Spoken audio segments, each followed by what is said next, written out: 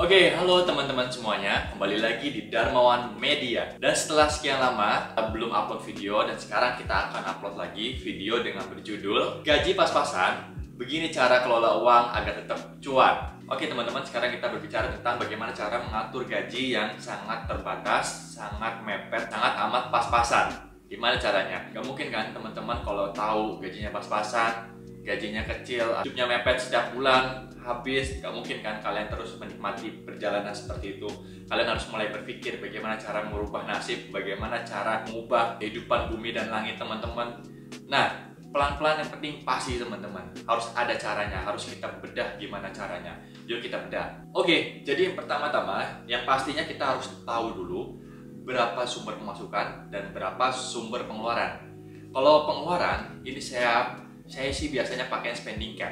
Jadi kita kelompokkan. Misalkan tempat tinggal dan utilitas kayak tempat tinggal sewa atau KPR, listrik, air, wifi, parkir mobil, parkir motor jika di apartemen dan lain sebagainya, itu namanya utilitas teman-teman. Kalian kelompokkan utilitas berapa.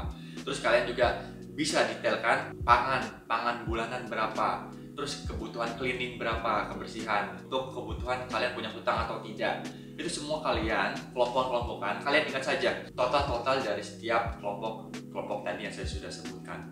Nanti ketika sudah ketemu angkanya, nanti kalian tinggal grade total spending cap teman-teman setiap bulan berapa. Itu sudah ada allowance untuk kalau ada kejadian tak terduga ya teman-teman.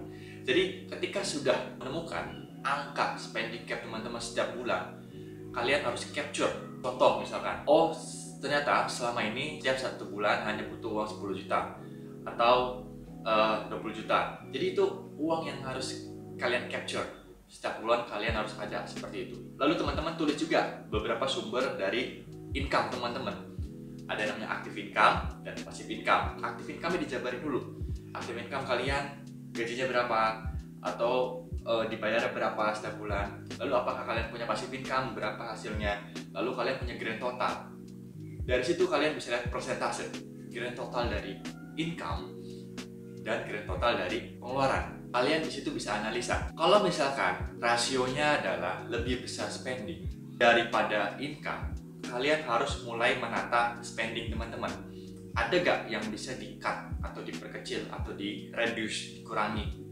Ada gak yang bisa dikecilin pelan-pelan supaya paling tidak income ini surplus dulu walaupun sedikit. Kalau ada, kalian pangkas-pangkasin, namanya efisiensi.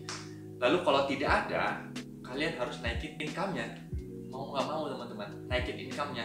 Dan harus memperkuat ikat pinggang keuangan teman-teman untuk beberapa bulan ke depan. Untuk membangun side hustle, hasilan tambahan. Contoh seperti kalian bikin konten, seperti kalian wedding organizer setiap Sabtu Minggu, atau kalian pemain musik di cafe Sabtu Minggu, atau kalian casting iklan, atau kalian editor, atau kalian fotografer. Jadi banyak yang kalian bisa dapatkan di side hustle di jam Sabtu Minggu. Jadi tidak ada alasan teman-teman. Tujuannya satu, untuk supaya income surplus dulu dari pengeluaran, dari spending. Ketika ada surplus, baru itu bisa dialokasikan untuk bangun yang namanya bisnis sampingan. Tapi kita harus bangun juga yang namanya di kuadran bisnis owner. Pelan-pelan kita harus bangun aset, kita harus bangun bisnis. Kita langsung ke investasi di perusahaan-perusahaan yang sudah IPO supaya modal kita nambah, naik, dan merubah hidup kita menjadi bumi dan langit. Pelan-pelan itu polanya dijalankan, nggak singkat. By the time keadaan akan pulih, tidak akan ada yang namanya miskin selamanya.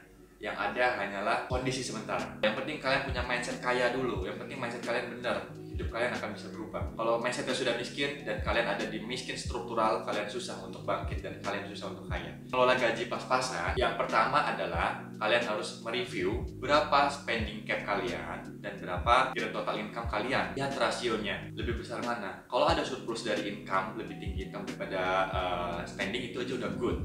Jadi kalian bisa alokasikan walaupun sedikit untuk pelan-pelan membangun side hustle bisnis kalian, bisnis sampingan kalian. Pelan-pelan dari bisnis ini ketika menghasilkan di-reinvest lagi ke bisnisnya atau di-invest ke pasar modal atau di saham. Pelan-pelan ini akan menjadi besar teman-teman dan akan menolong kehidupan teman-teman. Tidak ada rumus pasti karena kehidupan keuangan pasti berbeda-beda. Saya tidak bisa menyarankan untuk berapa persen. Itu teman-teman yang menjalankan. Yang bisa kasih lihat adalah gambaran dan big picture, konsepnya. Untuk mereview berapa persen dari pendapatan dan pengeluaran untuk menilai laporan keuangan kalian sehat atau tidak. Dan yang pertama, harus hapus hutang konsumtif dulu teman-teman. Jangan ada hutang konsumtif. Yang bunganya paling besar dihapus-hapusin dulu, yang bunganya paling tinggi dihapus-hapusin. Setelah bunganya dihapusin, lalu kalian harus bikinlah dana darurat, dana yang kalian bikin safety. Paling tidak pegang 5 juta atau 10 juta di rekening, itu dana nganggur ya teman-teman. Kalau suatu if someday terjadi sesuatu, itu kalian punya dana darurat. Setelah itu kalian bisa memulai untuk bisnis sampingan dan investasi. Pola ini harus ditekuni, dijalani, dan disiplin teman. Sekian aja videonya dan sampai jumpa ketemu di video selanjutnya.